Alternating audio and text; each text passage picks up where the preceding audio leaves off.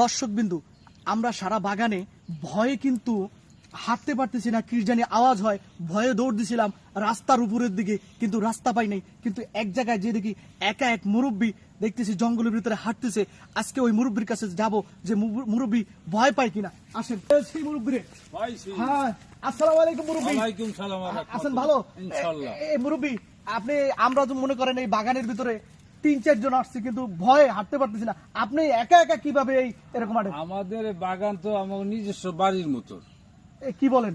এই বাড়ির মতো আমাকে ইনশাআল্লাহ কোনো ভয় নেই। হ্যাঁ, এই আমরা বাগানে, গরু বিছাই, এই বাগানে বাঘ আমরা ভাল্লুক গুলো থাকি, আমাকে কোনো ক্ষতি করে না। কোনো ক্ষতি করে না? না না, ইনশাআল্লাহ না। তা তো আপনাদের এই বুকেতে অনেক সাহস, অনেক অনেক অনেক সাহস না? জি জি। দেখছেন দর্শক বিন্দু, এই বাগানে মুরব্বী একা একা হাঁটতেছে, কিন্তু ভয় পাইতেছেন। আমরা 5 জন আসছি, তাই ভয়ে আমরা কিন্তু একবার দৌড় দিই, একবার আই, একবার দৌড় দিই, একবার আই। দর্শক বিন্দু, ভিডিওটা যদি আপনাদের কাছে ভালো লেগে থাকে অবশ্যই আমার এই চ্যানেলটাকে সাবস্ক্রাইব করে দেবেন, এবং আমার সাবস্ক্রাইব করে আমার চ্যানেলের পাশে থাকবেন, কমেন্টে জানাবেন ভিডিও